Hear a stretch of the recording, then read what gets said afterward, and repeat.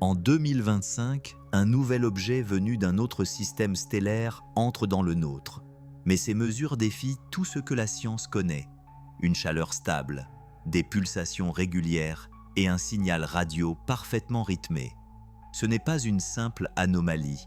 C'est un phénomène qui pourrait changer notre compréhension de ce qu'est une présence. Les premiers relevés du télescope spatial James Webb, grâce à son spectrographe infrarouge NIRSPEC, révèlent un rayonnement focalisé sur le cœur de l'objet.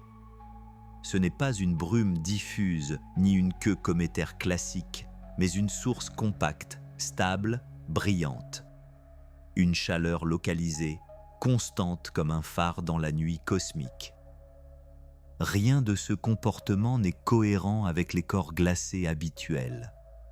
Même à plus de 6 unités astronomiques du Soleil, là où toute sublimation est censée cesser, l'objet brille d'une intensité parfaitement stable. Aucun clignotement, aucune rotation chaotique.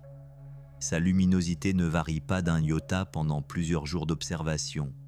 Le télescope Hubble, lui aussi, confirme l'étrangeté. Aucune trace de queue cométaire. À la place, une forme lisse, ovale, presque symétrique, entourée d'une fine enveloppe lumineuse, comme une coque réfléchissante scellée sur son noyau. Rien ne se comporte ainsi, ni dans les modèles cométaires, ni dans les simulations thermodynamiques des corps interstellaires. Oumuamua, le premier visiteur interstellaire, avait fasciné les chercheurs par sa forme allongée et son accélération inexpliquée. Pourtant, il n'avait montré aucune trace de chaleur ni d'activité. Quelques années plus tard, Borisov s'était révélé beaucoup plus classique. Un noyau cométaire typique avec ses dégazages, sa poussière et son spectre familier. Mais 3I Atlas, lui, ne ressemble à aucun des deux. Il cumule les anomalies, une chaleur intense et concentrée, une luminosité constante, aucune trace de gaz et surtout un comportement si régulier qu'il semble calculé. Dans les observatoires, les scientifiques commencent à parler d'un objet propre, symétrique, presque artificiel dans sa manière d'agir. Comme si, quelque part, cette chose obéissait à une mécanique que la nature, elle, ne produit jamais. C'est en étudiant les images infrarouges à intervalles réguliers qu'une découverte bouleversante émerge. La lumière émise par le noyau pulse toutes les 4 heures. Un battement parfait, montée d'intensité, pic, redescente lente, puis recommencement. Chaque cycle est identique au précédent. Ce rythme ne correspond ni à la rotation de l'objet, ni à sa distance au Soleil, ni à aucune variation connue. Ce n'est pas un hasard, c'est une pulsation interne, précise, mesurable, totalement indépendante de l'environnement spatial. Aucune comète, aucun astéroïde, aucun corps naturel ne présente un tel comportement périodique. Les chercheurs parlent d'une signature thermique rythmée, cohérente, prévisible, comme si quelque chose, à l'intérieur, fonctionnait de manière autonome. Alors que les instruments spatiaux poursuivent leur observation, plusieurs radiotélescopes terrestres, en Californie, en Afrique du Sud et en Australie, se tournent vers la même direction. Parmi eux, le réseau MERKAT, réputé pour sa sensibilité exceptionnelle. Et là, une surprise. Une fréquence étroite et stable, parfaitement synchronisée avec la pulsation thermique. Un signal radio calé sur les cycles infrarouges, apparaissant toutes les 4 heures. Le signal est net, régulier, d'une précision déconcertante. Ni pulsar, ni quasar, ni onde de choc. Aucune source naturelle connue ne correspond à ce motif.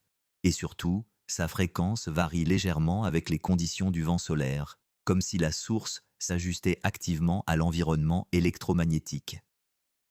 Les protocoles sont revérifiés, les interférences écartées, les sources terrestres éliminées, une à une. Très vite, la conclusion s'impose. Le signal provient bien du noyau de 3I Atlas. Ce n'est pas une erreur, ni une illusion instrumentale. Les chercheurs spécialisés dans la recherche de technosignatures, ces indices d'activité technologique non humaine, se penchent alors sur le cas. Leur méthode repose sur plusieurs critères: émission périodique, fréquence stable, corrélation avec l'environnement et absence d'explication naturelle plausible. 3i Atlas les remplit tous, sans exception. Et pourtant, personne n'ose encore prononcer le mot qui plane au-dessus de toutes les discussions. Intelligence. Pas encore. Le 10 août 2025, tout change. Sans signe avant-coureur, la luminosité de l'objet augmente brutalement de 40% en moins d'une heure. Aucun panache, aucun effondrement, aucune éruption. Seulement une montée rapide vers un nouveau palier stable. Puis une deuxième anomalie. Sa trajectoire dévie. L'orbite hyperbolique modélisée depuis des mois ne correspond plus. L'objet fléchi se rapproche du plan de l'écliptique. Des calculs montrent qu'une telle variation nécessiterait une poussée directionnelle équivalente à quelques newtons, maintenue sur plusieurs heures. Trop précise, trop stable pour un simple dégazage. Quelque chose, à l'intérieur, semble corriger sa route. Les équipes de spectroscopie révèlent à leur tour une autre énigme. Oui, il y a bien de la vapeur d'eau et du dioxyde de carbone, comme dans toute comète. Mais à cela s'ajoutent des lignes spectrales inconnues, des motifs impossibles à identifier dans les bases de données existantes. Certaines signatures évoquent des alliages complexes, d'autres des structures cristallines métalliques comparables à celles produites par nos technologies les plus avancées. Plus troublant encore, le rapport entre le dioxyde de carbone et la vapeur d'eau atteint environ 7,6 pour 1, un ratio jamais observé. La plupart des comètes connues n'excèdent pas 1,5 pour 1. Un tel excès de CO2, combiné à une absence presque totale de poussière, place 3i Atlas hors de toutes les courbes statistiques. Ce corps n'a pas pu être formé dans une ceinture d'astéroïdes ni dans un nuage cométaire ordinaire. Il semble venir d'un environnement chimique inconnu ou d'un processus artificiel. Les agences spatiales réagissent aussitôt. Les données brutes sont classifiées. Les échanges passent sur des réseaux sécurisés. Un groupe provisoire est formé, SEI, leur mission, tenter un contact expérimental. Depuis la Terre, plusieurs antennes synchronisées, dont FAST en Chine et Greenbank aux États-Unis, envoient un message mathématique simple. Une suite de nombres premiers, suivie de la table périodique des éléments, puis des constantes fondamentales. Une langue universelle, fondée sur la physique. Pendant 3 jours, rien. Puis, dans la 4e nuit, un signal revient. Faible, déformé, mais reconnaissable. Les nombres premiers réapparaissent, partiellement inversés, altérés, comme réarrangés. Le motif est trop précis pour être une coïncidence. Les réseaux Meerkat, Greenbank et Jodrell Bank confirment tous la réception du même signal, avec des délais cohérents avec la propagation interplanétaire. Ce n'est pas un écho, pas une réflexion, pas un bruit cosmique, c'est une réponse. Les équipes gardent le silence, non pour cacher, mais pour comprendre. Les premières analyses suggèrent une modulation à intervalles variables, peut-être un code de compression inconnu. Le signal s'adapte en temps réel à la densité du vent solaire, maintenant sa clarté malgré les perturbations. C'est une caractéristique théorique des transmissions interstellaires avancées. On n'utilise toujours pas le mot « intelligence ». Mais les chercheurs parlent désormais d'un système réactif, peut-être même auto-ajusté, quelque chose qui sait qu'en parler. Toutes les hypothèses naturelles sont examinées les unes après les autres. On évoque un dégazage asymétrique, un chauffage radiogénique, une erreur d'albédo ou une mauvaise estimation de masse. Mais aucune de ces explications ne tient. Les modèles sont révisés, ajustés, testés, encore et encore. Les simulations tournent sans relâche. Et pourtant, Aucune ne parvient à reproduire la régularité du signal, la précision des pulsations, ni la direction si parfaite de cette poussée. Alors, dans certains laboratoires, à voix basse, un mot commence à circuler. Un mot qui, à lui seul, bouleverse la frontière entre science et vertige. Ce mot, c'est artefact. Ce ne serait donc pas une comète, pas un astéroïde, mais une construction, un objet conçu, peut-être abandonné depuis des millénaires, ou toujours actif. Le passage le plus proche est prévu pour septembre 2025, à environ 1,8 unités astronomiques de la Terre. L'objet sera presque aligné avec le Soleil, rendant son observation au sol quasi impossible. Seuls les télescopes spatiaux pourront suivre la séquence. Chaque minute sera cruciale.